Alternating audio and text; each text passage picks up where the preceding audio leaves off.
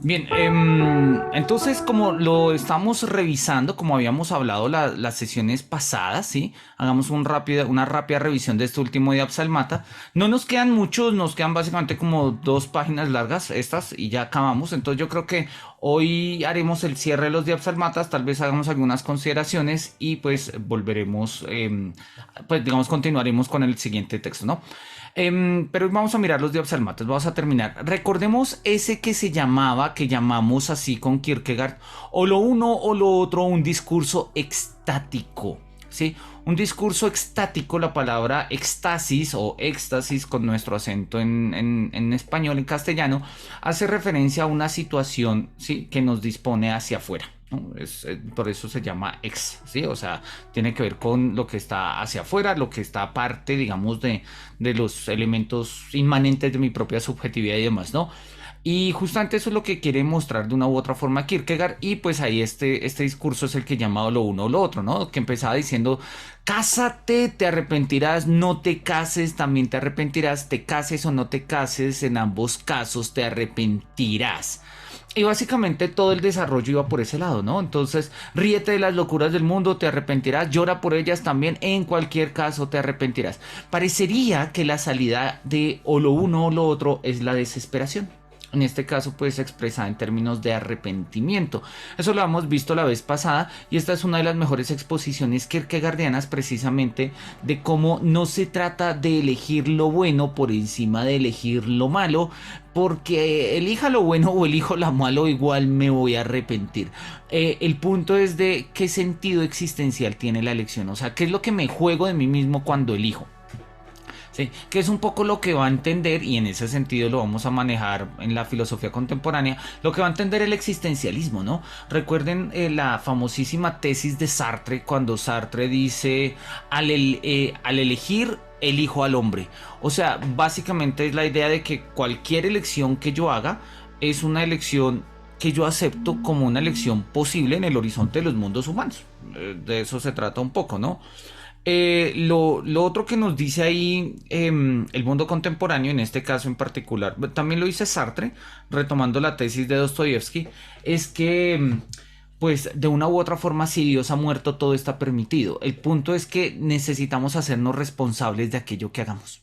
¿Sí? Y esa es la filosofía de la responsabilidad que va a aparecer en el existencialismo sartriano, etcétera. Bien, ese era el último de los diapsalmatas que nos dedicamos a leerlo con cierto detenimiento, muy bueno, de los mejores por lo demás. Así que continuemos. Dice Kierkegaard aquí, ¿por qué no nací en Niboder? ¿Por qué no fallecí siendo aún niño? De ser así, mi padre me habría metido en un pequeño ataúd y tomándome bajo el brazo una mañana de domingo, habría cargado conmigo hasta la sepultura y hasta lanzado tierra y pronunciado a media voz un par de palabras comprensibles solo para él. Solo a la aventurosa antigüedad podía ocurrírsele dejar que los niños pequeños llorasen en el Eliseo por haber fallecido tan pronto, ¿no? Ahí tenemos varios mensajitos, mejor dicho, varias notas que van de las 55 a las 57. Leámoslas. 55 es el por qué no nací en Nivodor. Nivodor, es que lo llama. Nivoder. Y resulta que son unas casas, ¿sí? Un conjunto de viviendas erigidas en el reinado de Cristian IV para los miembros del ejército, no lejos de la ciudad de Copenhague, ¿sí? Donde dice que enterraban a los niños, dice que es el cementerio más próximo a Nivoder, era el de Holmen, creado en 1766 para el entierro de los pobres. Hasta mediados del siglo XIX no se permitió el emplazamiento de lápidas y cruces de madera en este cementerio, con la sola excepción de las tumbas de los caídos en la batalla de Reden de 1801. Y lo último que nos dice es una alusión al tipo de sepultura que recibían los niños no bautizados, ¿no? Que Dante también por allá va a mandar al inframundo.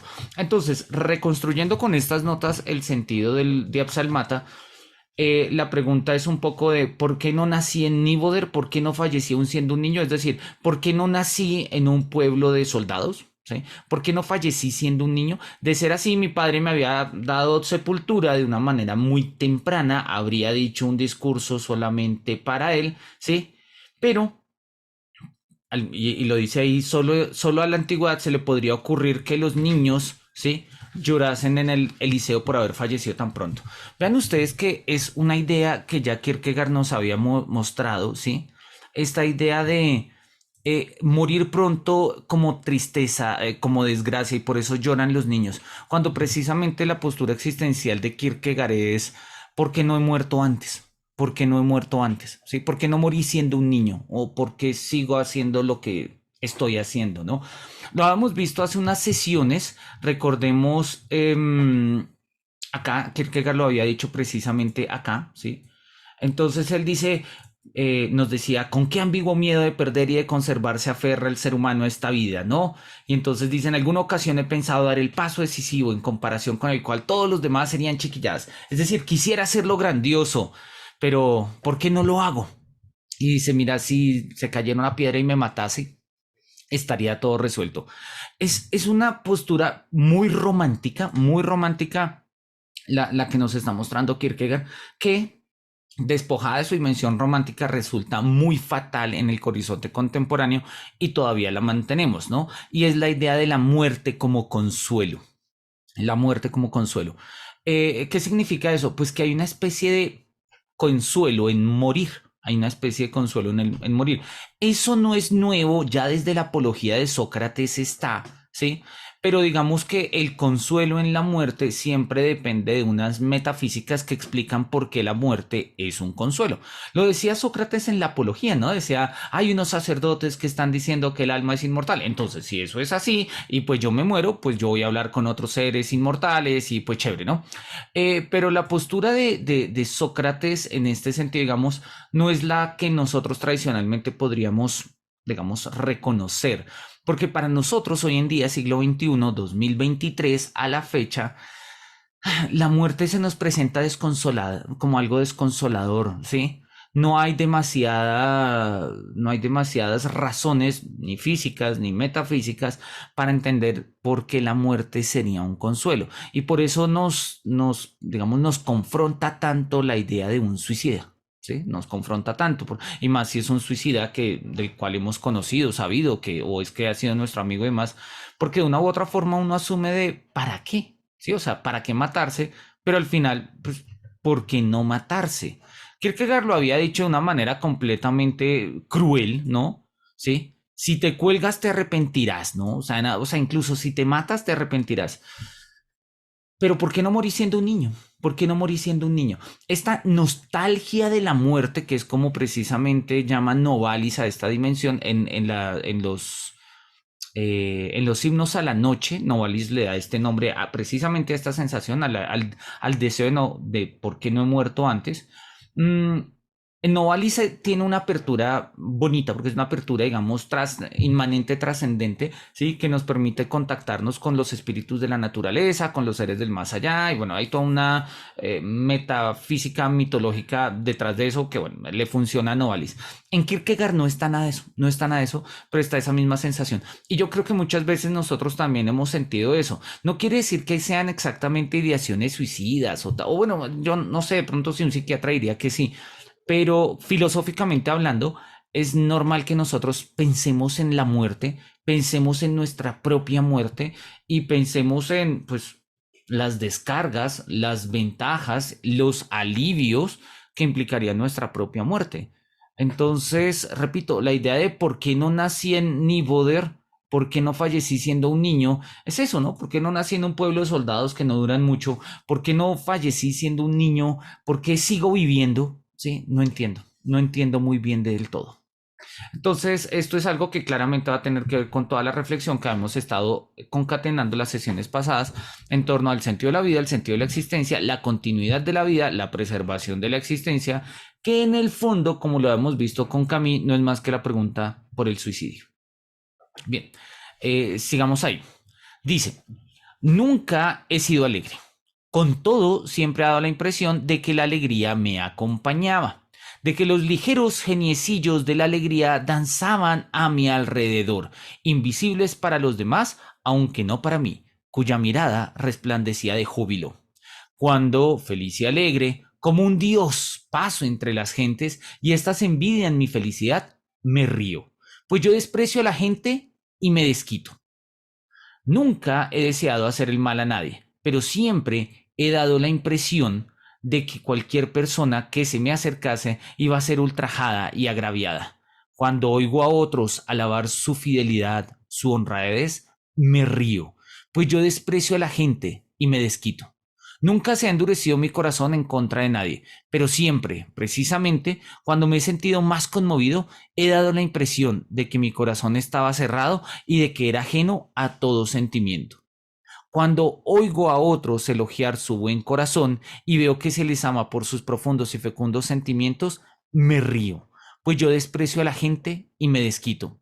Cuando me veo a mí mismo maldecido, execrado, odiado por mi frialdad y por mi insensibilidad, me río, pues mi cólera se satisface. Y es que si precisamente la buena gente lograra que yo juzgase mal de verdad, que hiciera mal de verdad, sí, entonces yo habría perdido. Este es un Diapsalmata muy sugerente, muy poderoso además. Quiero revisarlo en la otra versión, porque vamos a encontrar que hay quizás algunos matices que nos puedan aclarar un poquito.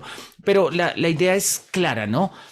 Lo que nos está mostrando Kierkegaard y vuelve precisamente a la idea inicial del texto, ¿sí? La inicial, ¿no? Con la que arrancamos los papeles, miremoslo rápidamente, es si lo exterior se corresponde con lo interior, ¿no? ¿Se acuerdan que esa era como la pregunta del prólogo, ¿sí? En el prólogo él se preguntaba precisamente de, quizás te haya venido alguna vez a las mientes, querido lector, dudar un poco de la exactitud de la conocida proposición filosófica, lo exterior es lo interior es lo exterior. Entonces uno dice, oye, pues si se le ve alegre es porque está alegre, ¿no? O sea, entonces, pues es como apenas normal. Y lo que Kierkegaard claramente nos trata de mostrar nuevamente con este apartado es pues que eso no es tan así, eso no es tan simple, ¿no? Puede que lo exterior no corresponda con lo interior, ¿no? Puede que precisamente me confundan con alegre, la gente de la impresión de que yo de la impresión de que soy alegre, pero nunca lo he sido. Realmente lo que soy es un ironista, ¿no? Me río, ¿sí? Me río precisamente de las cosas que pasan, ¿no? Y con ello me desquito de una u otra forma, dice él. Entonces, sí, paso feliz y alegre entre las gentes y con eso me río y me desquito, ¿no? Nunca he deseado hacer el mal a nadie, pero yo voy pasando por ahí. Cuando oigo hablar a ellos de todo eso, pues me río y con ello me desquito. ¿Sí? No, no, oigan, no es una risa ética, no es una risa del humor de, oye, va a ser un chascarrillo, va a ser un chiste de la situación. No, es completamente irónica, es la risa irónica, como lo hemos visto la vez pasada, tiene un nivel hasta cierto punto destructor, porque la ironía tiene un papel destructor. ¿Y por qué la ironía tiene un papel destructor? Kierkegaard lo va a expresar en términos muy socráticos y dice que el problema de la ironía es que para que funcione tiene que vaciar, ¿sí? El contenido significativo, digámoslo, semántico, diríamos hoy en día, pero sobre todo también el vacío existencial, porque para ser un verdadero ironista tendríamos que ser capaces de, pues eso, ¿sí? De vaciarnos por completo para mostrar que lo que están diciendo de nosotros pues no tiene el más mínimo sentido y al contrario podemos ser completamente lo opuesto, que es la dinámica irónica de la ironía romántica y de la ironía socrática. Kierkegaard dice que en este sentido la ironía se parecería al poder de una bruja, lo dice en el concepto de ironía, que va destruyendo el mundo, o sea, que va destruyendo cosas en el mundo hasta que destruye el mundo mismo y con ello pues se destruye a ella, ¿no? O cuenta, dice de la ironía que es como la serpiente que se muerde la cola, que pues termina devorándose a sí misma. La ironía en este sentido, si no tiene límites, pues se desborda y una ironía desbordada es completamente destructora, es completamente destructora. Miremos cómo lo tenemos acá, miremos cómo lo tenemos en el otro texto. Um, Vamos a avanzar acá un poquito.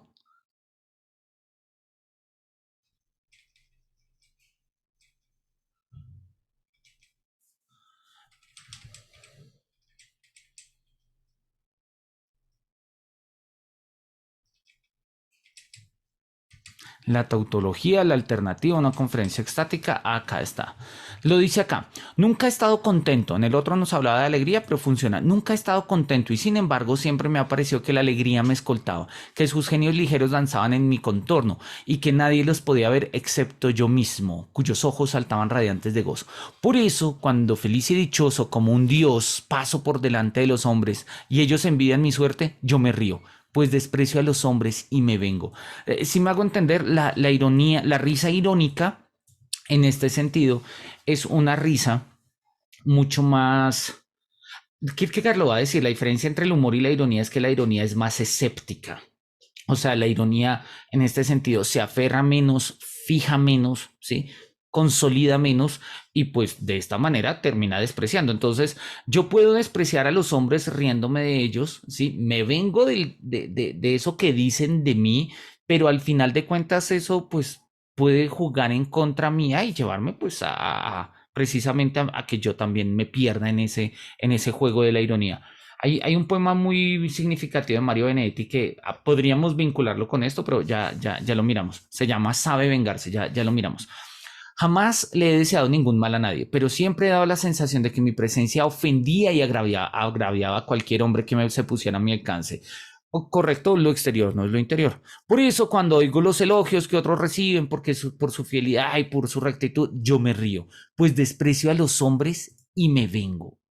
Jamás mi corazón ha sido duro para nadie, ¿no? Una persona que ha sido tranquila y dulce, pero siempre, precisamente, cuando más conmovido estaba, he aparentado como que mi corazón se mantenía cerrado y extraño a todo sentimiento.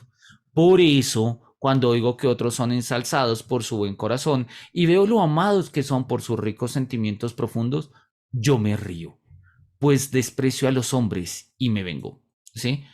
Está subrayado, está ahí raro, listo. Pues desprecio a los hombres y me vengo.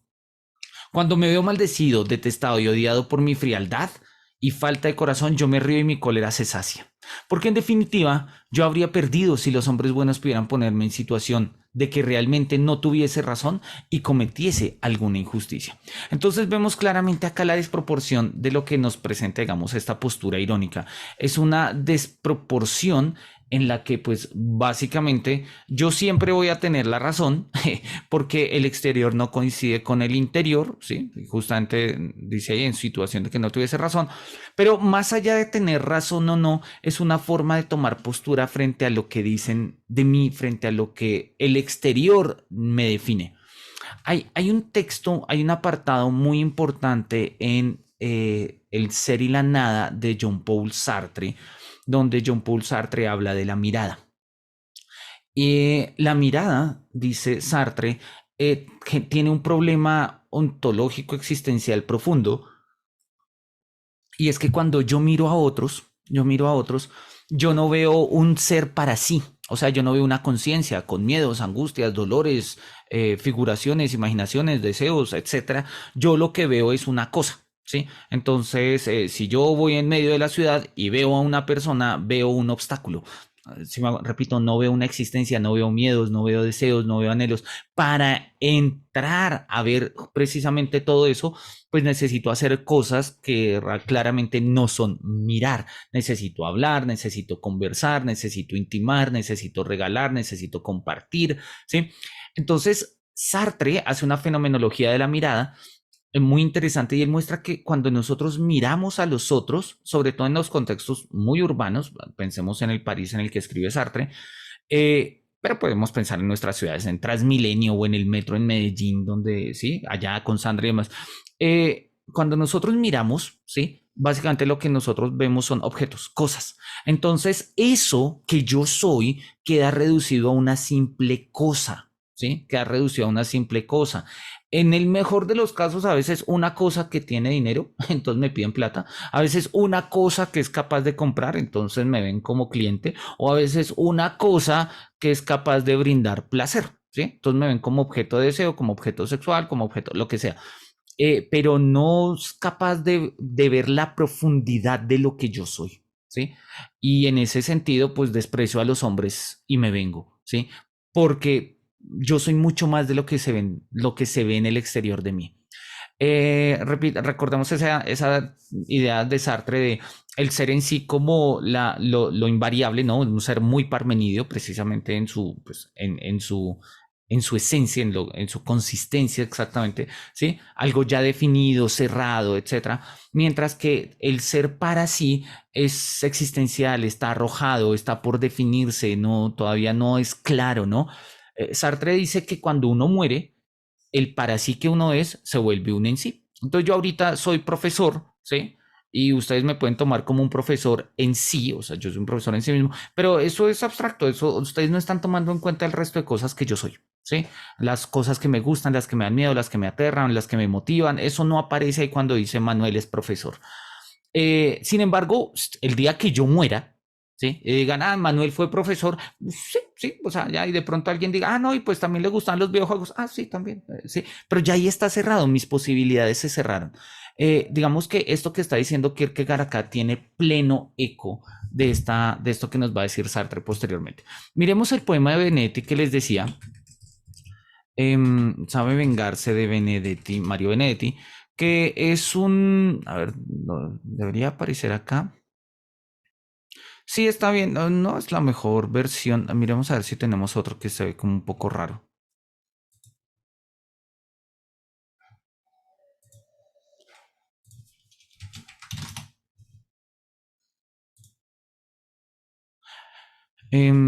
Acá está. Este sí, ah, pero necesito compartir acá la pantalla. Listo. Entonces, acá lo tenemos. Sabe vengarse, dice, es un poema de Benedetti, creo que está en Inventario uno, si mi memoria no me falla, habría que mirar. Dice Benedetti, sabe vengarse. Cierro los ojos y no existe el prójimo. Se terminan la lucha, el mar de agravios, los dueños del dinero, la nube que amenaza. Se terminan las trampas, los zánganos que dictan la ley, los eruditos en odio y aquel látigo que corta el aire. Cierro los ojos y no existe el prójimo, pero él sabe vengarse. Ahora o cuando quiera. Puede cerrar los ojos, solo cerrar los ojos y entonces yo no existo.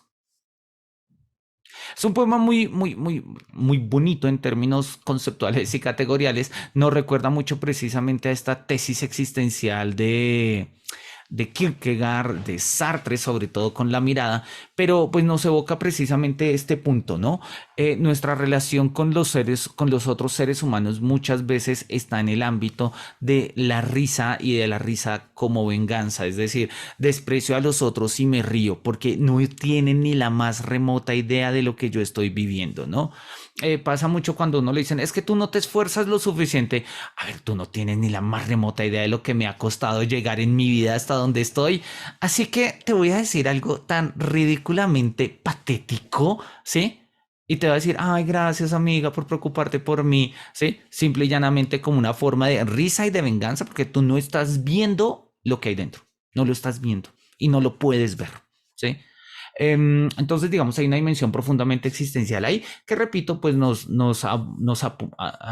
apuntaría precisamente a todo ese desarrollo posterior en la filosofía existencialista de Sartre, de la mirada, de la náusea y pues demás. Bien, sigamos acá, sigamos. Dice, esta es mi desdicha. A mi lado camina siempre un ángel exterminador. Y si bien no es la puerta de los elegidos la que salpico con sangre, indicándole así que pase de largo, nada, él entra justamente por esa puerta, pues solo cuando el amor lo es del recuerdo, es feliz. Wow, o sea, pues, bueno, este es el patetismo kierkegaardiano en su máxima expresión, ¿no? En su máxima expresión.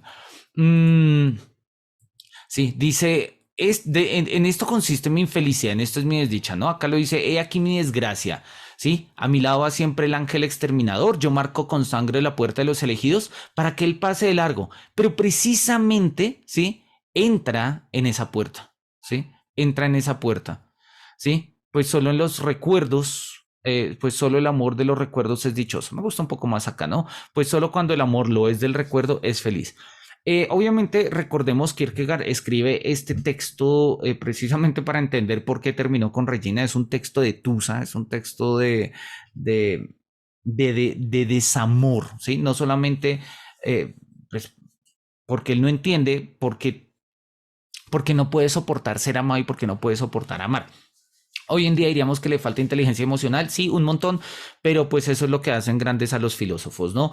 Son capaces de transformar incluso sus propias inmadureces en ideas geniales que hablan del sentido de la existencia humana y en ese sentido pues hablan de nosotros y podemos comunicarnos con sus ideas, ¿no? Y él lo dice en estos términos, ¿no? A mi lado camina siempre un ángel exterminador. Alguna vez he pensado hacer un rastreo por todos estos ángeles que aparecen en la historia de la filosofía, ¿no? Benjamin habla del ángel de la historia. Kant en algún momento habla de, en La Paz Perpetua, hace unos ejemplos de una ciudad de demonios y una ciudad de ángeles, ¿no? Acá Kierkegaard menciona el ángel exterminador. Y bueno, nosotros podríamos, Dionisio Areopagito tiene todo un tratado de angeliología, ¿sí? Valdría la pena echar una mirada a esas figuras de los ángeles como metáforas filosóficas. Pero bueno, acá Kierkegaard lo dice, ¿no? A mi lado camina siempre un ángel exterminador, ¿sí? Y pues básicamente lo que él marca, recordando esta imagen del Antiguo Testamento en la que Moisés tiene que marcar con sangre las puertas de aquellas personas, ¿sí? Que han de salvarse, precisamente, ¿sí? Lo que está haciendo Kierkegaard es pues eso, marcándole al ángel pues donde debería entrar, ¿no? Si bien no es la puerta de los elegidos la que salpico, ¿sí? Indicándole así que pase de largo, él entra por esa puerta, ¿sí? Pues solo cuando el amor lo es, del recuerdo es feliz. Y es una idea muy, yo creo que habla mucho de nosotros, ¿sí?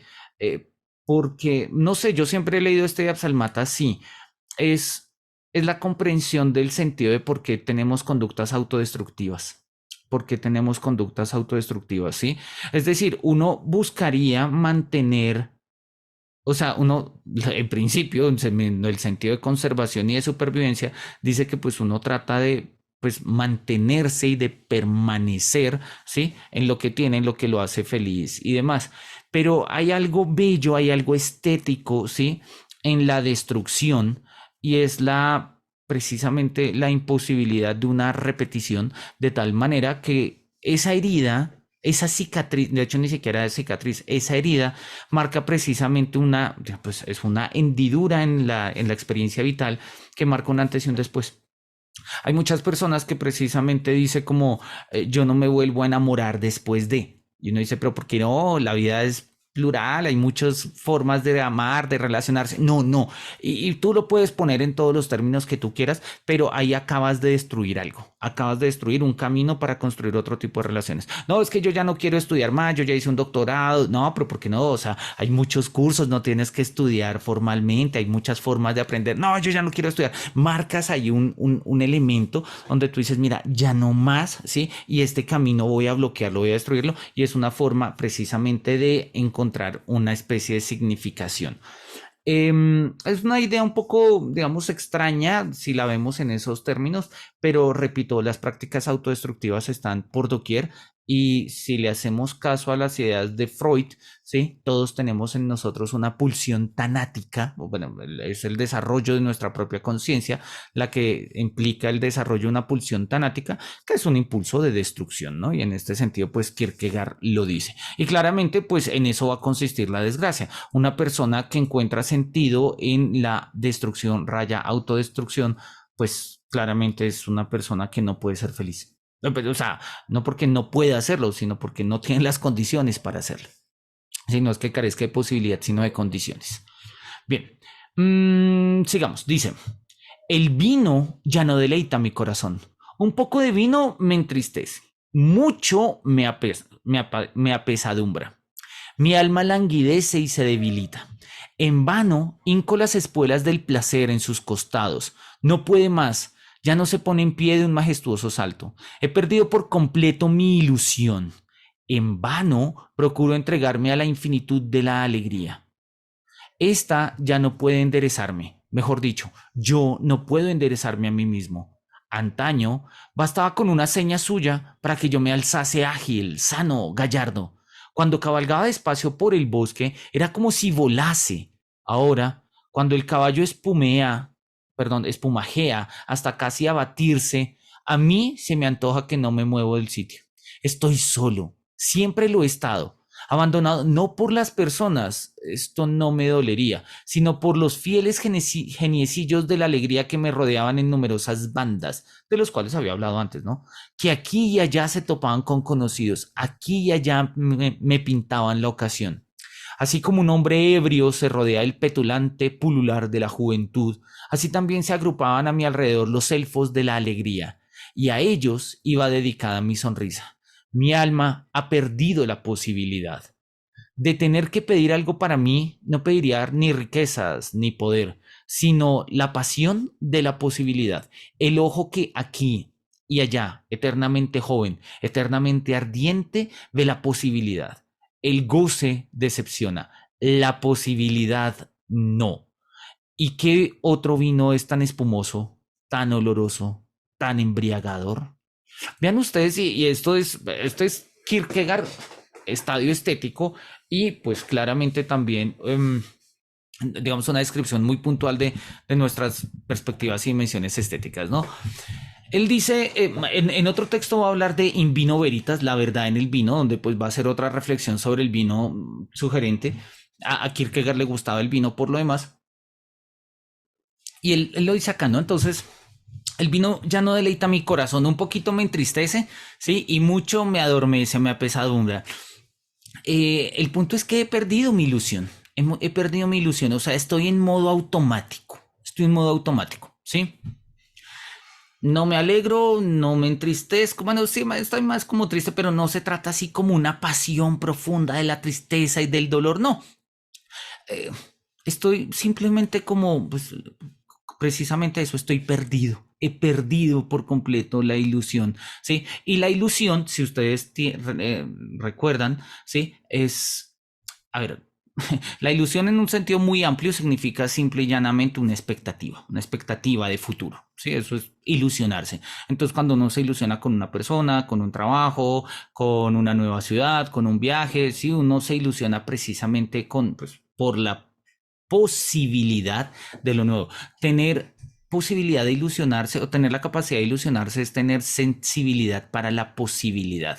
Y como lo va a decir acá más al final, ¿no? El goce decepciona, la posibilidad no. ¿Qué otro vino es tan espumoso, tan oloroso, tan embriagador? ¿Sí? La posibilidad es una pasión profunda. De hecho, él mismo la llama acá, es una pasión, ¿sí? Dice, si pudiera desear algo, desearía la pasión de la posibilidad. Me encantaría entender que todo es posible, ¿sí?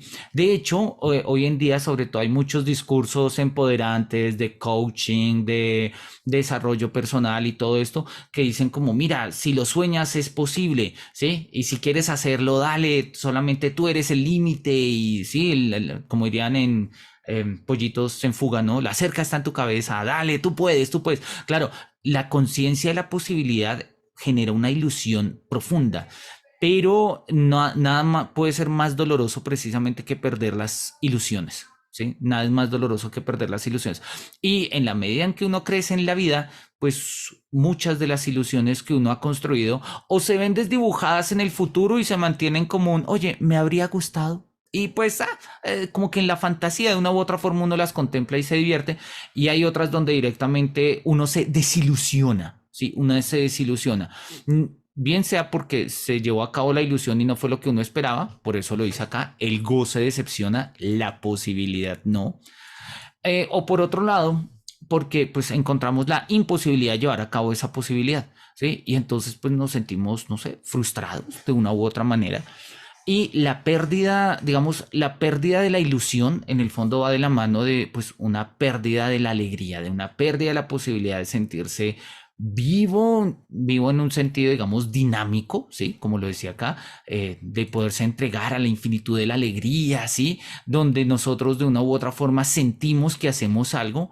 Cuando perdemos las ilusiones, pues no importa qué tanto hagamos, ¿sí? Él dice, parece, ¿sí? Se me antoja que no me muevo de sitio. Se me antoja que no muevo de sitio. Entonces puedo participar en la parroquia y trabajo y publico artículos y damos conferencias y charlamos y vamos a fiestas, pero al final todo eso ¿para qué? O sea, ¿a dónde vamos con esto? ¿Sí? De esto, ¿en qué situación me está poniendo?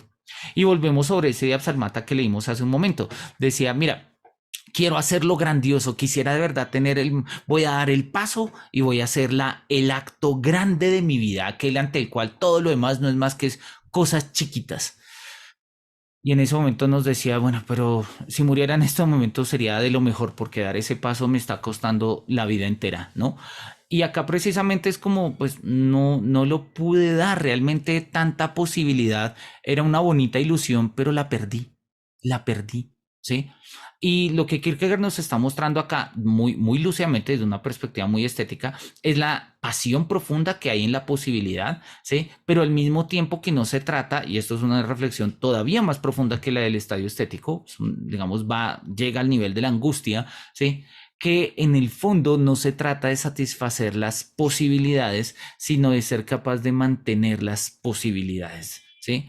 Y pues precisamente uno de los temas más elementales de una vida feliz es tener, como dicen, ilusiones, pues poder ilusionarse un poquito con las cosas que uno hace, poner una matica y verla crecer y hacer un caldo de pollo y que quede rico y le guste a la familia, ¿sí? Ese tipo de pequeñas ilusiones rápidamente realizables que rápidamente puedo reemplazar y crear nuevas ilusiones, para nosotros se vuelve una especie de lo que los alemanes llaman una Weltweisheit, o sea, una sabiduría mundana, ¿no? No son grandes principios filosóficos, pero es un saber de cómo podemos vivir felices, ¿no? De cómo podemos vivir felices. Y Kierkegaard acá lo dice, mira, clarísimamente una de las formas más fáciles de vivir feliz es tener ilusiones, pero oye, las he perdido todas, las he perdido todas. ¿Qué hago? ¿Cómo me ilusiono precisamente cuando he perdido la posibilidad, la pasión de la posibilidad? ¿Cómo lo hago? Es muy bueno, es muy bueno. Sigamos, dice Kierkegaard acá. Allí donde no llegan los rayos del sol, llegan en cambio las notas. Mi habitación es sombría y lóbrega. Un alto muro mantiene la luz del día casi alejada. Debe de ser en el patio vecino, probablemente un músico ambulante. ¿De qué instrumento se trata? ¿De una zampoña? ¿Qué estoy oyendo? El minueto de Don Juan. Bien, pues vamos, llevadme una vez más con vosotras, fecundas e intensas notas, al corro de las jovencitas, al placer de la danza. El boticario repica en su mortero, la joven refriega su puchero, el mozo de caballos almohaza su alazán y sacude la almohaza sobre los adoquines. Solo para mí suenan esas notas, solo a mí me hacen señas. Oh, gracias, quien quiera que seas, gracias. Mi alma es tan fecunda, tan saludable y está tan ebria de alegría. Y uno dice como, wow, o sea, acabamos de ver uno de los momentos más existencialmente duros, ¿sí? De una existencia sin posibilidad, una existencia sin pasión, una existencia de dolor, o sea, de dolor en términos de, pues, enmarcado en la infelicidad y en la desgracia. Y este Diapsalmata nos pone al revés, dice, mira, en mi cuarto no entra el sol. ¿Sí? Mi habitación es sombría y lóbrega, o sea, yo estoy allá metido, está oscuro, estoy encerrado, ¿sí? Y sin embargo, donde no entra la luz, llegan los sonidos, donde no entra la luz, llegan, sí, precisamente las notas. Y esto es Kierkegaard precisamente respondiendo al anterior, donde no hay posibilidad de luz, hay posibilidad de sonido, ¿sí? Y donde hay posibilidad de sonido, pues podemos escuchar notas. Entonces dice, de un momento a otro, escucho algo. ¿Qué está sonando? Oye, es el minueto de Don Juan. Don Juan es la obra de Mozart, que de las piezas clásicas, es la favorita de Kierkegaard. Va a hablar muchísimo de la obra de Don Juan. Eh, Dice, oye, estoy escuchando el minueto de Don Juan. Vamos a ver dónde es que está sonando. Pero él se asoma y dice, mira, el boticario está ya repicando en el mortero. La joven está refregando el puchero, ¿no? El mozo de caballos está haciendo allá en lo suyo y pegando cosas en los adoquines. Solamente a mí me llegan estas notas. Solo a mí me hacen señas. O sea, solo a mí, de una u otra forma, me despierta la sensación que me genera. Gracias, quien quiera que seas, gracias. Oye, acabamos de pasar de un día psalmata en el cual decía, ya el vino no deleita mi corazón y con poco me entristece, a un día psalmata de agradecimiento abierto y total, precisamente por cambiar, digamos, el orden de las posibilidades. No solamente nos quedamos en el orden de la luz, ¿sí? Mi cuarto es oscuro, no puedo hacer nada, pero oye, recibe sonidos de alguien que toca en la calle y están tocando mi canción favorita y en ese momento mi vida entera es capaz de adornarse, digamos, mi existencia tiene, como lo dice Delta, se colorea en otro tono, ¿sí? Tiene otra coloración. Y de un momento a otro mi alma es tan fecunda, tan saludable y está tan ebria de alegría que no me acuerdo que hace 5 minutos estaba precisamente, ¿sí? Perdido por la falta de ilusión, por la falta de ilusión. Veamos nuevamente como la construcción de lo que, no solamente de las ideas, sino de la construcción que Kierkegaard nos está mostrando acá, de cómo lo exterior no es lo interior. Nos acaba de mostrar una tensión existencial muy fuerte entre un yo que ha perdido la alegría, ¿sí?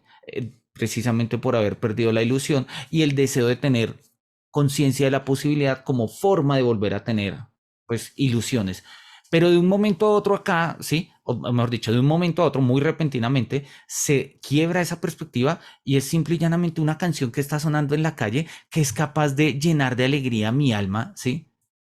Me hace sentir fecundo, o sea, me hace sentir dinámico, vital, proactivo. Y me dice, pero solo fue una canción. Y lo que Kierkegaard nos está mostrando acá es, no, no solamente fue una canción, no se trata de una lectura puramente materialista de unas ondas llegaron y llegaron a mi cabeza y activaron ciertos neurotransmisores. No, no se trata de eso. Se trata de una dimensión existencial en la cual, por ejemplo, la música, es capaz pues de transformar, ¿sí? Mi disposición anímica, de transformarla por completo. Y por ello, para Kierkegaard es tan importante el arte, ¿sí? Lo va a hacer, pues, sobre todo el arte, la arquitectura también. Hay algunos que dicen que incluso la urbanística, pero pues ahí Kierkegaard tiene una comprensión muy, muy lúcida, ¿sí? De cómo nuestro ánimo no es solamente nuestro ánimo, sino que estamos atravesados por las constituciones del mundo. Hoy en día eso lo sabemos y lo sabemos gracias a Husserl y gracias a Heidegger y a Ortega y Gasset, que dijo que yo soy yo y mis circunstancias. En la época de Kierkegaard no era tan claro, pero precisamente era lo que él estaba como dando. No porque Kierkegaard sea el autor original de la correlación entre hombre y mundo, no, simple y llanamente es una idea que se va desarrollando en la medida en que se está rompiendo con el idealismo, en la medida en que se está rompiendo con el idealismo, ¿sí? Sí, tal cual, Sandra, el poder de la música, el poder de la música. ¿Sí? O sea, el poder de la música es capaz de sacar a Kierkegaard, o bueno, a la figura del esteta en los papeles de A, de su, o sea, es capaz de lograr lo que no logra el vino. Es capaz de lograr lo que no logra el vino. Y mira que precisamente él dice, el vino ya no me satisface, no deleita mi corazón, pero tan solo un poquito de música hace que mi alma quede ebria de alegría. Es una defensa precisamente a cómo, hoy diríamos, cómo la banda sonora de nuestras vidas es tan importante. Es tan importante. Y yo creo que una de las cosas bonitas que nosotros como seres humanos hoy en día en pleno siglo XXI de tecnologías y de todo ese tipo de cosas hacemos es armar listas de reproducción, compartirlas, es tratar de compartir precisamente cómo esa música que nos atraviesa el alma, pues de pronto atraviesa el alma de otros. Y a veces, yo no sé si a ustedes les pasa, pero compartir una canción que a uno le gusta mucho es casi un acto de vulnerabilidad con uno mismo. Uno dice, no sé, uno dice, y si no le gusta y si no genera lo mismo que genera en mí, no, más bien me voy por el sitio seguro. Oye, te recomiendo tal canción de Soda Stereo. ¿A quién no le gusta Soda Stereo? No, pero hay canciones que no tienen que ser ni comerciales ni nada, pero que precisamente, sí, gracias, gracias, quien sea, quien quiera que seas, gracias, sí, esa canción tuya ha dejado mi alma fecunda, saludable, ebria de alegría. Bien, muy bonito, sigamos. Dice, el salmón es de por sí un manjar muy delicado, pero cuando se come en exceso es perjudicial para la salud, ya que es un alimento de difícil digestión. Por ello, cuando en una ocasión se pescó en Hamburgo una gran cantidad de salmón, la policía dio la orden de que cada patrón solo diese salmón a su servidumbre una vez por semana. Sería desear que se publicara un bando de policía similar concerniente al sentimentalismo. Es muy bueno, es muy bueno. Esta idea del sentimentalismo, miremos cómo lo traducen acá en el otro lado. Sí, tal cual, sentimentalismo también aparece ahí como sentimentalismo. Nosotros recordaremos que el romanticismo El romanticismo marca, digamos, las pautas del siglo XVIII. Se origina desde finales del siglo XIX, perdón. El romanticismo se origina a finales del siglo XVIII con el movimiento Sturm und Drang, ¿no? Que es el movimiento Tormenta y Trueno, ¿sí? De unos jóvenes alemanes que estaban trabajando en el campo, pero al mismo tiempo tenían algo de formación y de inquietud poética y filosófica. Por allá Goethe estuvo metido con otra gente. Y eso va transformando la sensibilidad del mundo europeo en el siglo XIX a tal punto que pues el romanticismo se vuelve un movimiento de escala pues prácticamente mundial. O sea, llegó hasta Latinoamérica, ¿no? Acá tenemos a Jorge Isaacs y su novela La María, que es uno de los ejemplos más canónicos y clásicos del romanticismo latinoamericano. No se parece mucho al romanticismo europeo. Cada país, cada región, cada idioma desarrolló a su manera el romanticismo. Incluso cada país, cada región, cada técnica desarrolló su versión del romanticismo, por ejemplo, en pintura o incluso en escultura. Pero lo que nos interesa acá es precisamente cómo esa idea del romanticismo terminó degradando, ¿sí? En lo que nosotros en Colombia designamos de una manera muy bonita como romanticonada. ¿Sí? Una cosa es ser romántico en el sentido en el que lo fue Goethe, Novalis y Schiller, y otra cosa es ser romanticón, ¿sí? Que es una especie de melosería, que es una especie como de banalidad del sentimiento, de que todo tiene que ser así como un poquito, sí, hiper mega cuidado, pero al final de cuentas es tan artificial que ni profundidad tiene, porque recordemos lo que está diciendo Kierkegaard, o sea, el sentimiento es pasión, o sea, mejor dicho, lo importante del romanticismo es reivindicar el sentimiento como pasión, o sea, a su profundidad, ¿no? Lo mismo va a hacer Schiller, ¿no? Cuando Schiller habla en las cartas sobre la educación estética del hombre, no dice como, ay, vamos a hacer cosas bonitas para los niños. No está diciendo cosas superficiales. Está tratando de mostrar cómo el sentimiento atraviesa la naturaleza humana, básicamente, y como un cultivo, ¿sí? Del sentimiento, o sea, el sentimiento como aptitud para la belleza en la teoría de Schiller, pues nos puede formar de una manera completamente diferente, ¿no? Entonces, esta distinción entre lo que es romanticismo y romanticonada es precisamente la que va a aparecer en el siglo XIX, no únicamente en Alemania y en Dinamarca, también la va a aparecer en Francia. Hay un autor francés antirromántico, odiaba el romanticismo con pasión, ¿sí? Miremoslo acá, que se llama Educación Sentimental, Flaubert, ¿sí? Y precisamente, ¿sí? Es una novela de 1869, ¿sí? Su última novela publicada en vida, miremos acá la entrada en Wikipedia, ¿sí? Y fue elaborada, bueno, con los contemporáneos Emile Zola, Henry James y tal, ¿no? Describe la vida de un muchacho llamado Frédéric Murgeot, que vive en la Revolución del 48 y su amor por una mujer mayor, ¿sí? Mm, y la idea precisamente es mostrar cómo este sentimentalismo, ¿sí? Del cual, pues, digamos que es como una especie de degeneración del romanticismo, ¿sí? Pues necesita una educación.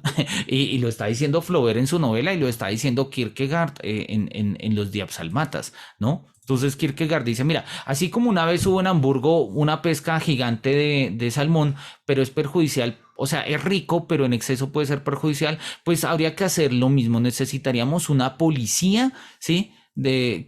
Que una policía en este caso editorial, obvio es una metáfora, no lo vayamos a, o sea, creo que lo que menos necesitamos nosotros hoy en día es más policía y menos en contextos editoriales y, o sea, donde podamos aplicar este tipo de censura. Pero Kierkegaard lo pone de una manera, vuelve y juega irónica hasta cierto punto humorística, concerniente al sentimentalismo, ¿sí? Necesitaríamos que ¿sí? Por bienestar del pueblo no tuviésemos tanto sentimentalismo vano, sino más bien algo más a lo profundo, algo más a lo profundo.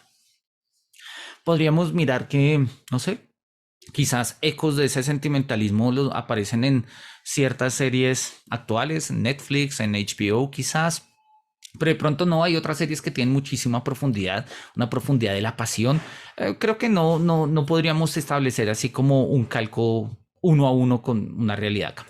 Bien, Son las 10, nos quedan 3 de Absalmata, ya casi acabamos. Entonces, oye, mira, acabamos chévere. Dice, mi pena es mi castillo.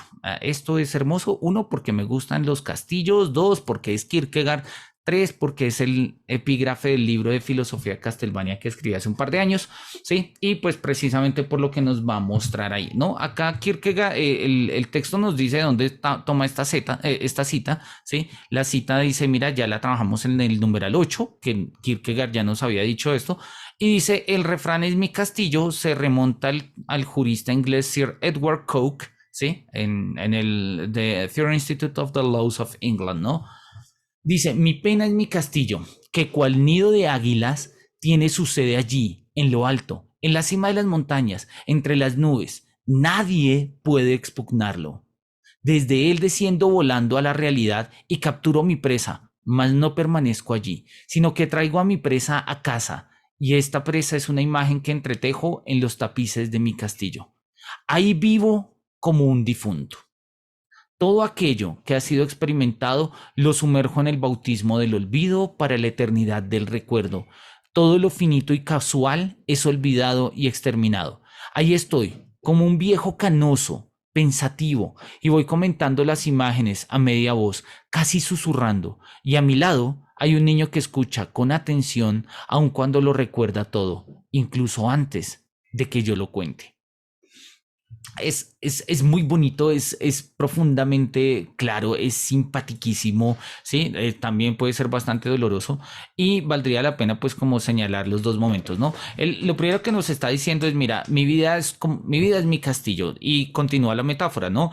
Sí, parece un nido de grandes águilas que están en lo alto, nadie es capaz de llegar allá, está entre las nubes, yo desciendo, cojo una presa, me la llevo allá, pinto esta presa en los tapices del castillo para tenerla ahí en la memoria, ¿sí? Y ahí vivo como un difunto, ¿sí? O sea, no me relaciono con nadie, no hablo, no genero efectos en el mundo, estoy al margen, ¿no? Es como si estuviera muerto, ¿sí? Todo lo que ya he experimentado lo estoy olvidando, ¿sí? Sin embargo, voy comentando esas imágenes que he visto ahí, aquellas cosas que he sacado del mundo, las voy susurrando y ahí viene la segunda parte, ¿sí? Pero al lado mío hay un niño que escucha con atención lo que estoy diciendo y que incluso recuerda lo que estoy contando antes de que yo lo cuente. Es la famosísima formulación del niño interior, ¿sí? Que hoy en día se dice así. Que a veces puede ser un poco raro, pero es lo que Kierkegaard está mostrando. O sea, está mostrando un poco este desdoblamiento en términos de una cosa es el exterior y otra cosa es el interior, que es lo que hemos estado peleando desde el comienzo contra Hegel. Y como una cosa es el exterior y otra cosa es el interior, pues claramente en el exterior puede ser un tipo rudo, un tipo callado, un tipo que básicamente sí vivo como un difunto en las cumbres del castillo, que son mis penas y mis desdichas y mi dolor, sí, donde estoy olvidando absolutamente todas aquellas cosas que de una u otra forma hice, sí, o me hicieron y me quedo nada más con aquellas imágenes que quiero. Pero al lado mío hay un niño que la tiene clara. El tipo sabe, el pelado sabe en qué momento pasó qué y cuándo pasó cómo, ¿sí? Y él sabe, ¿sí? Él dice, ¿sí? Lo recuerda todo, incluso antes de que yo lo cuente. Entonces, vean ustedes que Kierkegaard no creo que sea el primero, pero en filosofía creo que sí lo es. Me imagino que algún poeta romántico lo habrá trabajado mucho antes que él, pero en filosofía yo no he encontrado una referencia anterior a eso que hoy en día se dice como habla con tu niño interior, ¿no? Acá Kierkegaard está precisamente hablando, ¿sí? Con su niño interior y se está dando cuenta que pues el pelado la tiene más clara que él mismo, ¿sí? Porque lo recuerda todo antes de que se cuente, ¿sí? Mientras que él está esforzando en olvidar, ¿sí? El niño ni siquiera se esfuerza, el niño simple y llanamente lo recuerda. ¿No? Entonces tenemos acá, repito, es como esa versión, ese diálogo del pues con el niño interior, que me parece muy bonito, muy lúcido, muy romántico por lo demás. Recordemos, como ya lo hemos dicho en varias sesiones, para el romanticismo descubre o redescubre la idea de la infancia. De hecho, yo me atrevería yo a decir que la crea, la forja, tal como la entendemos nosotros hoy en día, ¿no? Bien, dice, El sol resplandece con tanta belleza y vivacidad en mi habitación. Ojo lo que y acá vemos el contraste, ¿no? Esta dice, mi habitación es sombría y lóbrega, o sea, acá no llega el sol en ningún sentido. En cambio acá dice, no, mira, el sol resplandece en mi habitación. ¿Sí? El sol resplandece con tanta belleza y vivacidad en mi habitación. La ventana está abierta en la contigua. En la calle todo está tranquilo. Es una tarde de domingo. Oigo con nitidez una alondra que trina en el alféizar de una ventana en uno de los patios vecinos, en el alféizar de la ventana de la casa donde vive la bonita muchacha. Desde una calle allí, a lo lejos, oigo a un vendedor pregonando gambas. El aire es tan cálido y aún así toda la ciudad se diría desierta. Entonces me vienen a la memoria mi juventud y mi primer amor. Entonces anhelaba. Ahora anhelo tan solo mi primer anhelo, que es la juventud, un sueño, que es el amor, el contenido de un sueño. Es una forma muy bonita, es una reflexión bastante, digamos, sugerente, dolorosa en la medida en que pues, nos está hablando de un tema que siempre va a ser doloroso y creo que siempre va a ser doloroso precisamente porque nos faltan las categorías para trabajar lo que es la idea de la vejez, ¿no? O sea, en la vejez anhelaba un amor, hoy anhelo el anhelo de que tuve en algún momento, ¿sí? Vuelve y juega, anhelo la ilusión, anhelo ese primer momento. Juan, ¿tiene levantada la mano? Hola, buenos días, profesor Gusto en y saludarte, compañera. Juan. No, el gusto es mío. No sé si tú te acuerdas del año pasado que vimos hermenéutica, Ajá. que en algún momento yo te decía que independientemente de cualquier situación, siempre parece, o sea, a mí me parece que o sea, este pensamiento me parece que trasciende independientemente de si lo dice X o si lo dice Y. No sé si tú te acuerdas que en algún momento yo te dije, Pedro Calderón de la Barca dice la vida es un sueño y ahorita tú dices, y lo que estabas leyendo, por ejemplo, ahorita de Kierkegaard, perdón, no lo sé pronunciar bien, Kierkegaard, eh, sí, así está bien, perfecto. él dice más o menos lo mismo, ¿cierto? Ajá. Sí. Con Diomedes Díaz, que pues no es un referente filosófico, pero él en algún momento dice la vida es un sueño. Entonces a mí me parece que esa condición de pensar la vida como un sueño, ¿cierto? Como una ilusión, transforma independientemente de la condición, si es filosofía o no, a que reflexionemos también muchas veces sobre lo que hacemos dentro de nuestra vida, ¿no? Y por ejemplo, en este filósofo es, independientemente de si decidimos o no decidimos, de alguna manera pues nos vamos a tener que arrepentir, ¿cierto? Porque el decidir por algo positivo tiene arrepentimiento y seleccionar algo negativo pues obviamente también tiene arrepentimiento.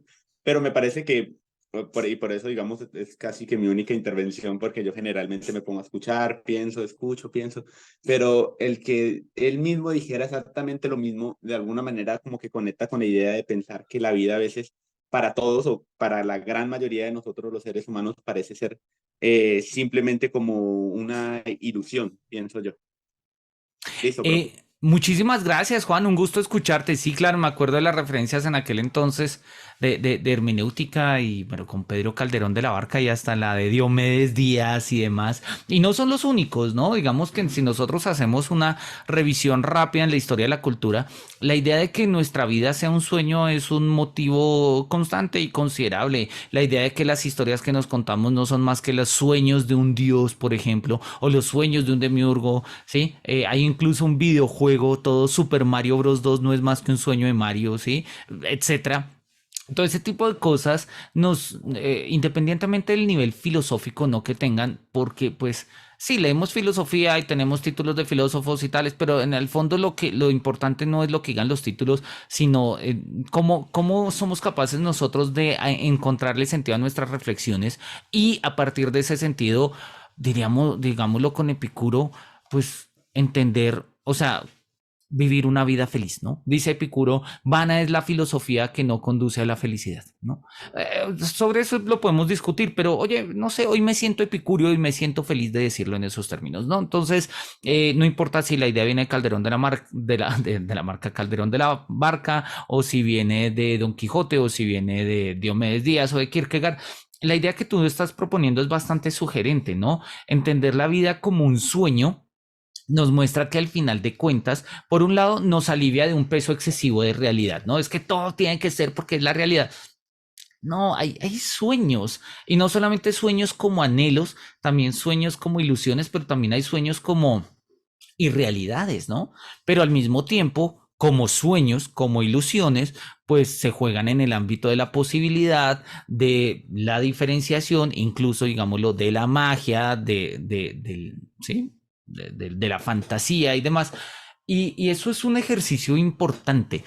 ¿Por qué? Porque precisamente esta idea de que la vida es sueño, repito, no únicamente es sueño en el sentido, pues, o sea, podemos verlo como descanso, como fabulación fantástica, pero también podemos verlo como, pues, estos anhelos y el conjunto de estas ilusiones, ¿sí?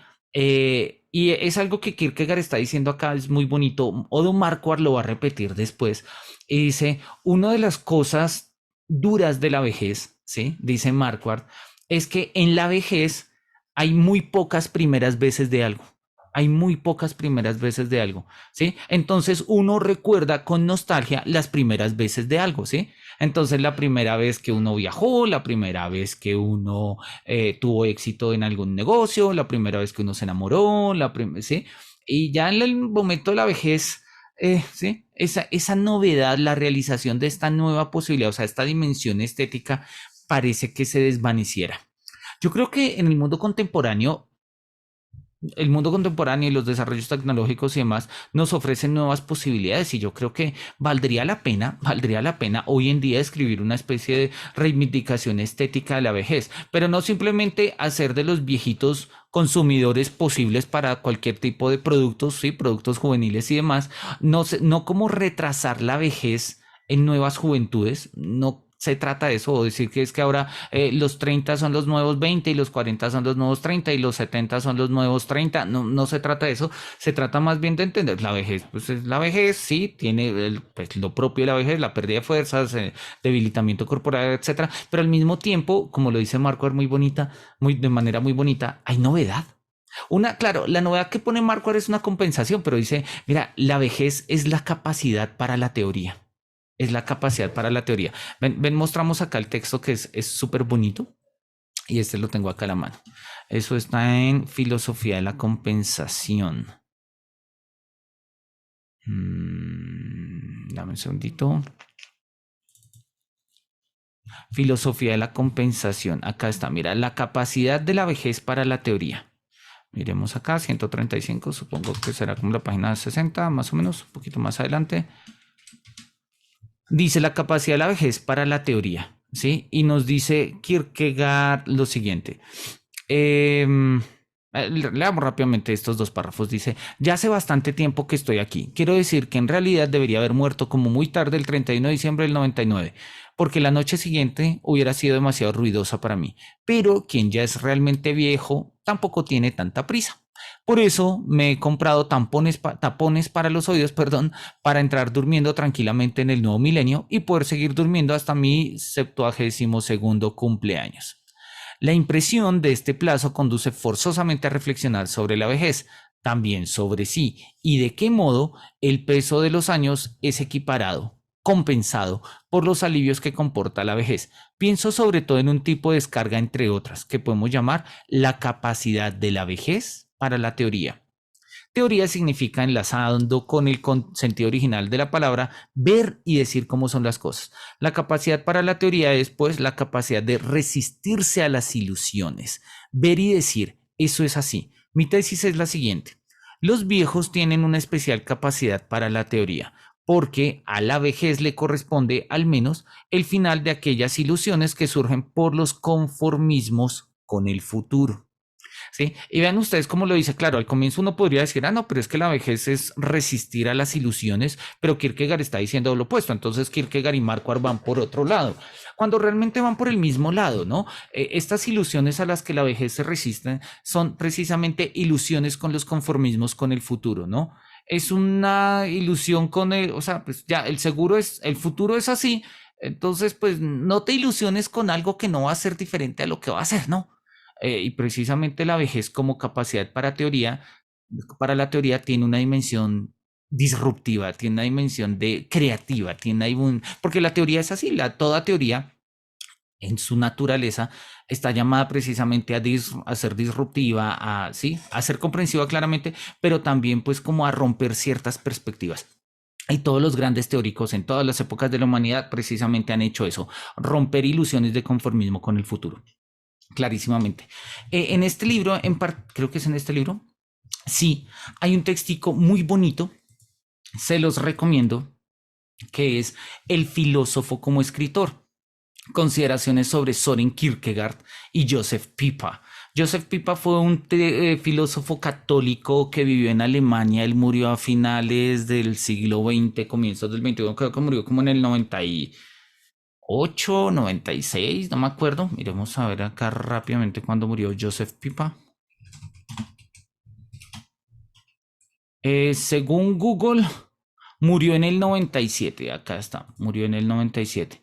Él fue un filósofo católico muy prolífico, ¿sí? Pues alemán.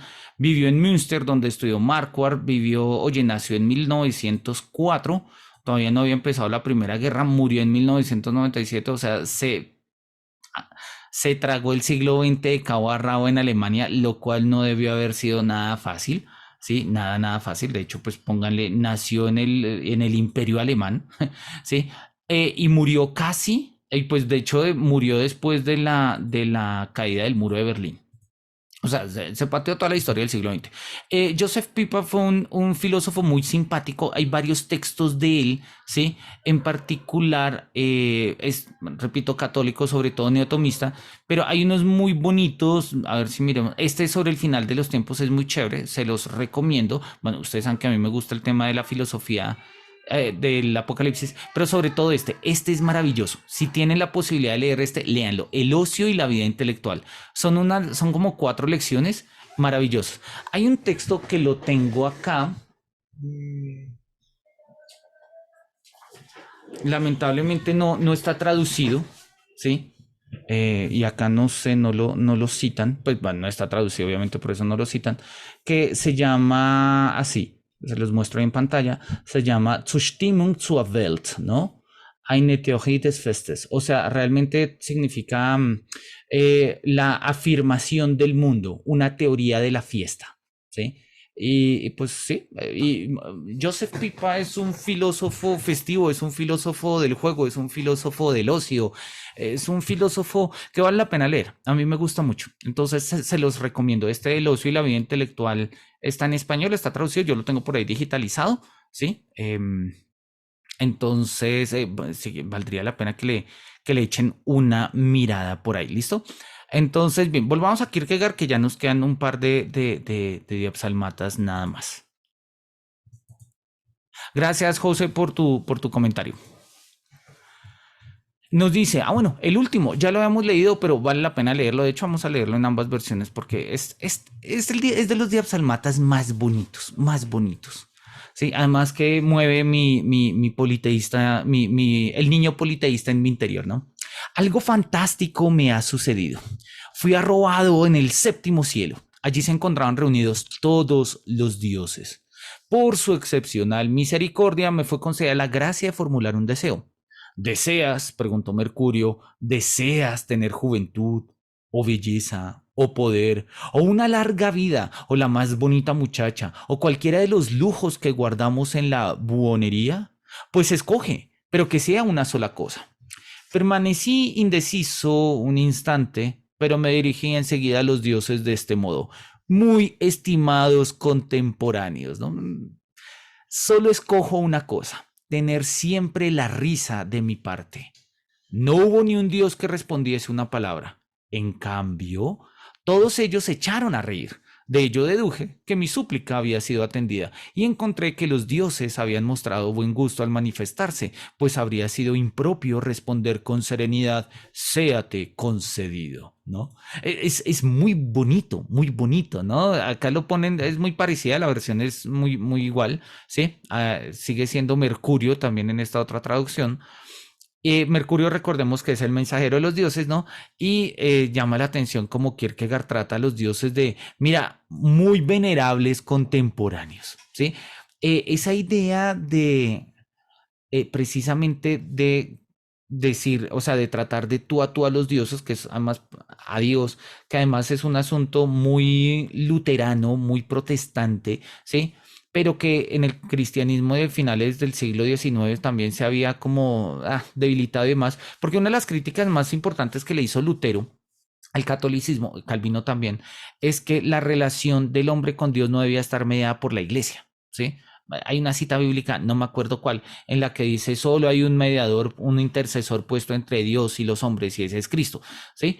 Y pues eso es lo que trata de rescatar Lutero, porque la iglesia se había vuelto un desastre, y entonces para hablar con el obispo había que hablar con el sacerdote, pero para hablar con el sacerdote había que hablar con el diácono, y para hablar con el diácono había que hablar con el monaguillo, y para hablar con el monaguillo. Y eso no solamente era en la estructura eclesial, sino también en la dimensión, digámoslo así, religiosa, en la práctica de la espiritualidad. Entonces, si yo quería ir a visitar la Basílica de San Pedro, primero tenía que ir a visitar la tumba de San Pablo y antes tenía que ir a visitar la no sé qué y las hice más. Y incluso entonces para acceder a la gracia, ¿sí? Habían una cantidad de mediaciones loquísimas. Hoy ya eso no se vive así, pero bueno, durante muchos siglos se vivió así. Entonces, naturalmente, no éramos contemporáneos de Dios, o sea, como que el tiempo de Dios iba en otro momento. Y Kierkegaard lo dice de manera muy bonita, ¿no? Dice, mira, si me pueden dar una cosa, si me pueden dar una sola cosa, ¿sí? Y él lo decía acá, justamente antes, ¿sí?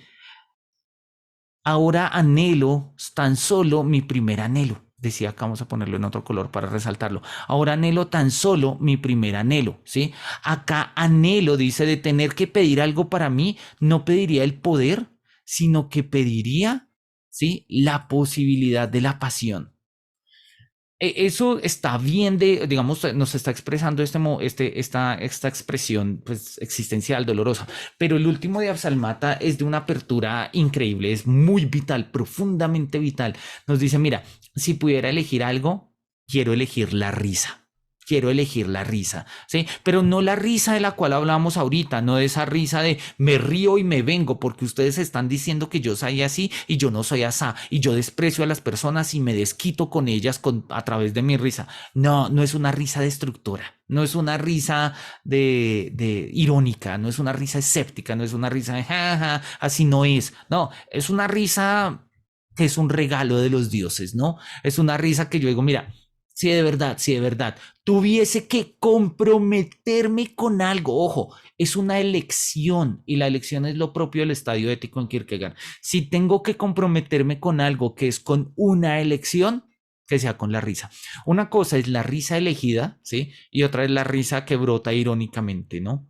Una es una risa de humor, otra es una risa irónica, ¿no? Y en este sentido, esta risa elegida, pues es una risa, llamémoslo así, constructiva, o sea, está construye sentido de vida, construye sentido de mundo, construye orientación en la existencia, etcétera, etcétera, etcétera. Incluso construye un vínculo profundo con los dioses, ¿sí? Es una relación con lo sagrado que el cristianismo no tiene. El cristianismo tradicionalmente no se ríe, no se ríe. Si ustedes se han leído o se han visto la película de El nombre de la rosa, pues se trata precisamente de eso. Se trata de que en una biblioteca medieval, sí, Guillermo de Baskerville, que va con, ¿cómo es que se llama el discípulo de Guillermo ahí? Se me olvidó. Bueno, entran a la abadía y se encuentran que una serie de crímenes y no sé qué cosas y tal. Y en el fondo todo gira en torno a que ahí está la única copia de la comedia de Aristóteles. Parece que Aristóteles ha escrito un libro sobre la comedia, lo cual pues es bastante, digamos, historiográficamente acertado, pero se perdió. Y entonces en la novela la última copia de ese libro está allí, ¿sí? Y la idea es precisamente que no puede darse a conocer porque el cristianismo, la relación con lo sagrado tiene que ser una relación seria, no tiene que ser una relación de risa. Y lo que Kierkegaard acá está haciendo es precisamente dándole un giro al asunto. Dice, mira, la risa puede ser el asunto más serio si tú te la tomas como elección. O sea, yo elijo entre todos los dones de los dioses, ¿sí? Entre tener una vida larga o tener mucho poder o una eterna juventud o belleza o lujos. Quiero saber reírme. Quiero saber reírme. Y en este sentido, pues sí, los dioses le conceden el don al filósofo. No le dicen concedido, pues porque los dioses son chéveres, ¿no? Los dioses lo que hacen es reírse. Al final de cuentas, oye, son mis contemporáneos, ¿no? Pues de eso se trata. Bien, con este Diapsalmata termina los Diapsalmatas, ¿sí? Que es una reflexión muy interesante y muy profunda en muchos aspectos de la figura de las obras kierkegaardianas. Y pues ya, con esto le damos como cierre y pues podemos proceder ya luego al siguiente texto. No sé si hayan dudas. Ah, mira, acá hay un chat. Dice Sandra lo siguiente. Cada vez me sorprende más cómo el hombre, o mejor, la mente de este, pese a todo el desarrollo tecnológico, sigue siendo el mismo en raíz en sus angustias, sueños, alegrías. Es decir, parece ser que la posibilidad evolutiva de la mente humana está en la capacidad de acumular conocimiento, pero no lo demás. Somos los mismos. Sí, es una idea muy, muy bonita. Dilthey no lo dice así, pero los estudiosos que hablan de Dilthey tienen lo que llaman la tesis de la heterogeneidad de la experiencia. Entonces dicen, mira, todos los seres humanos tenemos experiencias diferentes, pero no tan diferentes, ¿sí? No somos los mismos, pero tampoco somos tan diferentes, ¿no? Entonces, obvio hay diferencias, pero tampoco es que sea la diferencia de Levinas, donde somos una alteridad absoluta. No, tampoco es que seamos tan otros. No es que todos seamos los mismos, ¿sí? Y entonces es interesante porque eso le sirve pues, a la lectura de Dilthey y en general es una reflexión muy del siglo XIX para entender cómo es que construimos finalmente nosotros nuestras comunidades de vida históricas, comunidades de vida religiosas, comunidades de vida, no sé, afectivas, emocionales, educativas. Y tiene que ver mucho con esto que estás diciendo, tiene que ver completamente todo con esto que estás diciendo. Muchísimas gracias por tu contribución, Sandra. Precisamente se trata de eso. Bien, acá Juan se fue. Bueno, Juan ingresó de nuevo. Listo. Hemos terminado los Diapsalmatas. No ha sido un recorrido corto. Nos hemos gastado casi 7 sesiones en ellas. Sí, es bastante. Pero recordemos que, pues, precisamente estamos revisando una de las obras más importantes de Kierkegaard, porque siendo pequeños párrafos, digámoslo así, siendo como pequeñas, pues, esos Diapsalmatas, como pequeña especie de antífonas, de intermedios musicales, Kierkegaard nos ha mostrado como un gran panorama de su propia filosofía existencial. Y pues lo que hemos hecho acá ha sido leer a Kierkegaard y pues ir charlando y explicando y poniendo ejemplos y contextualizando un poco todo esto, ¿no? El siguiente texto que viene es el texto de los estadios eróticos inmediatos o el erotismo musical, ¿sí? Es un texto simpático, a mí este también me gusta, ¿sí? Como yo ya les había dicho, Kierkegaard le gustaba mucho la música, de hecho en el Diapsalmata, vimos el Diapsalmata precisamente del poder de la música, de cómo en medio de todo el dolor y de una habitación oscura, simple y llanamente escuchar una canción puede atravesarnos el alma, embriagarla de alegría y darnos fecundidad espiritual, ¿sí? Pues Kierkegaard precisamente le va a dedicar un capitulito al tema del erotismo musical. No es tan erótico como lo que está diciendo, aun cuando sí es erótico, ¿sí? Tiene que ver un poco como con esta idea de la relación del amor, ¿sí? Y pues de la música, ¿no? Es un texto bonito, no es particularmente largo. Acá vemos que ya de entrada nos va a hablar de Mozart, ¿sí? Que como les estaba diciendo. Y pues nos va a hablar del Don Juan, que es como la obra favorita de Kierkegaard sobre, pues, o sea, la obra favorita de Kierkegaard en general y pues la obra favorita de Mozart, ¿no? De hecho, acá lo va a decir, pues Kierkegaard va a seguir acá hablando, ¿no? Que Don Juan, con el Don Juan de Mozart, ¿sí? Se ingresa en el reducido inmortal círculo, aquellos cuyos nombres el tiempo no olvidará, etcétera. Este no es un texto particularmente difícil, tiene cierta extensión, ¿sí? Entonces, pues lo iremos leyendo como poco a poco, ¿sí? Nos va a ir mostrando ahí como algunos aspectos. Lo ideal sería poder ver el Don Juan de Mozart, ¿sí? De hecho, voy a ver si me encuentro alguna versión no difícil, ¿sí? O sea, de conseguir o de tener, para en la medida en que vayamos leyéndolo, pues ir poniendo algunos ejemplos precisamente, pues como de la obra, ¿no? Tenemos, repito, pues vamos acá como son casi 60, casi 80 páginas, porque vamos de la página 148 y nosotros íbamos como en la página, esto arranca en la página 73. O sea, son básicamente 70 páginas, es un texto de considerable extensión. Así que bueno, pues vamos a continuar el próximo sábado con la lectura de este texto. Repito, lo ideal sería poder tener como algún trasfondo de la obra de Don Juan de Mozart y pues es una invitación también como a que la veamos, ¿no? A que la veamos y pues a conocer un poquito el impacto que esta obra tuvo en Kierkegaard y todo lo que fue capaz de pensar Kierkegaard precisamente a partir de esta obra musical. Bien, no sé si hay algún último comentario, Juan, Sandra, quienes están conectados acá, quienes están conectados acá. Juan, claro, tiene levantada la mano. No, pues digamos, no es un comentario directamente de qué, de lo que, bueno, digamos, lo que quería comentar es que esta semana que pasó, empecé ya a trabajar como profesor en una institución educativa. Soy profesor de prefilosofía, filosofía, ciencias sociales y demás. Y pues pasaba aquí para agradecerte, profesor Manuel, porque pues digamos, en la universidad uno tiene muchos profesores, pero yo siempre clasifico normalmente a las personas que educan en dos clases. Los profesores, los que nos permiten tener la oportunidad de conocer, y los maestros, así como yo te considero a ti un maestro, ¿cierto? Porque independientemente de las situaciones y demás, has estado ahí y, por ejemplo, en este espacio que es gratis y que tú te tomes el tiempo un sábado por la mañana, que podría estar uno acostado durmiendo y demás, y que tú estés aquí compartiendo con nosotros, pues nos muestras que realmente tienes un compromiso, digamos, un poco más allá, ya a nivel de educación y demás.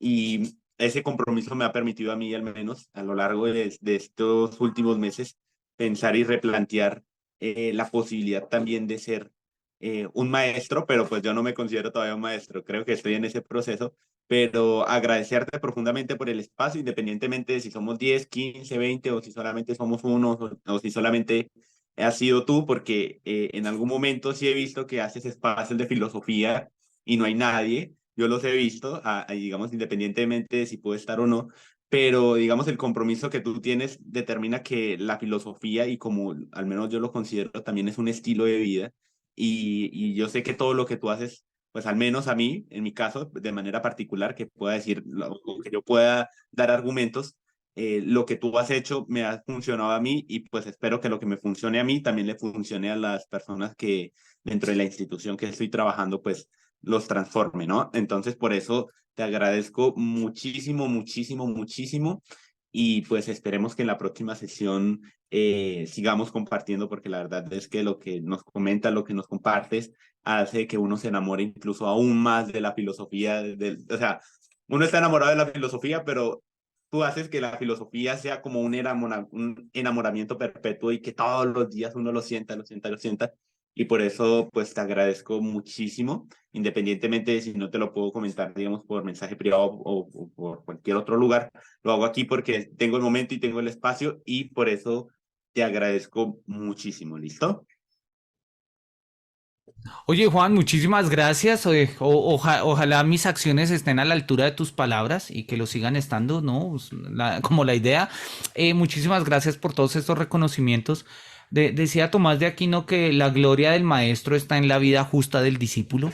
O sea, pues, muy en el sentido tomista, pues un buen maestro es aquel que permite que el discípulo florezca, crezca, ¿sí? Y por eso los antiguos lo entendían como grandes maestros generan grandes discípulos, ¿no? Yo no tengo en ese sentido ilusiones de grandeza. Obvio, somos humanos y el reconocimiento nos gusta a todos, obvio. Pero más allá de eso, que es una cuestión, pues, oye, particular, individual y demás, creo que hay compromisos mayores, ¿no? A mí me interesa precisamente entender cómo la educación, y desde mi rol como profesor en filosofía, cómo la educación realmente puede transformar, puede abrir otros escenarios, puede abrir espacios de diálogo, que hablemos con gente que está cerca, que está lejos, que hablemos con gente que todavía no se ha dado cuenta que le gusta la filosofía, pero al ver estos videos, el cabo de unos meses, unos años, podamos establecer diálogo a lo largo del tiempo, así como nosotros lo hacemos con nuestros antiguos maestros, como hablamos con Platón, con Kant, con Kierkegaard, ¿sí? En el tiempo ellos ya no nos responden, pero los elementos de su diálogo están allí. Nosotros utilizamos herramientas modernas como pues internet y Zoom y grabamos la sesión y lo subimos a YouTube y darles, pero esos son mecanismos, ¿no? Esos son dispositivos. Realmente yo creo que la filosofía como tal está en el orden de aprender y de enseñar. Alguna vez un profesor me decía, cuando yo estaba en el pregrado hace muchos años, decía que si Platón viviera en esta época, muy seguramente no sería un gran filósofo, ¿no? O sea, no tendría citaciones y no publicaría con revistas Scopus y todo ese tipo de cosas, pero lo que sí seguramente sería es un gran maestro, porque Platón sabía conversar, Platón sabía hablar. Y yo creo que ese es el llamado, yo creo, y desde la hermenéutica, como lo mencionabas hace un rato, Juan, también, la hermenéutica es completamente dialógica y la idea es que nosotros mantengamos las conversaciones y pues, oye, pensar que eso lo podemos hablar con quienes están vivos y acá a nuestro lado, pues es una comprensión bastante limitada de lo que es una conversación.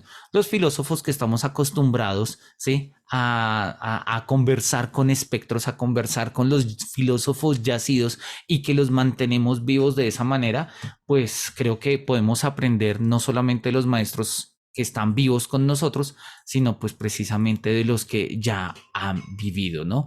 Entonces, muchísimas gracias, Juan, por tus palabras, Sandra también acá por lo que nos acabas de escribir y decir. Pues nada, la idea yo creo que va un poco con esto. Simplemente y reforzando esta idea que les estaba comentando, les recomiendo este texto, no se ve muy bien acá, ¿sí? Se llama Kierkegaard Vivo, acá está como el título, ¿sí? Kierkegaard Vivo, no sé, no me dejó pintar, ahí está el título como en vertical. Hay varias versiones, creo que acá tengo otra, de hecho, un poco más organizada, ¿será? No, es la misma. Bueno, Kierkegaard Vivo un texto que sacó la UNESCO en el 66, donde llamaron a muchos filósofos, ¿sí? Con ocasión de los 150 años, creo que fue el nacimiento de la muerte de Kierkegaard, no me acuerdo. Y pues hubo filósofos muy importantes que contribuyeron ahí, ¿no? Entonces, por ejemplo, hay un texto de Sartre, hay un texto de Gabriel Marcel, de Karl Jaspers. Heidegger no fue, pero mandó un texto que se llama El final de la filosofía y la tarea del pensar. Bueno, pero eso es Heidegger siendo Heidegger, ¿no? Está Lucien Goldman, o sea, están los duros. Y es bonito, está Jean Val, que es un gran conocedor del existencialismo. De hecho, él es como el organizador.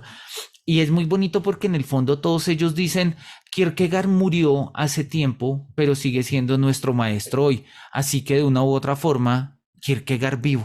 Sí, Kierkegaard vive, ¿no? Cuando tengan tiempo, échenle una mirada. Este texto se consigue por ahí en varias partes, si no, con mucho gusto se los comparto.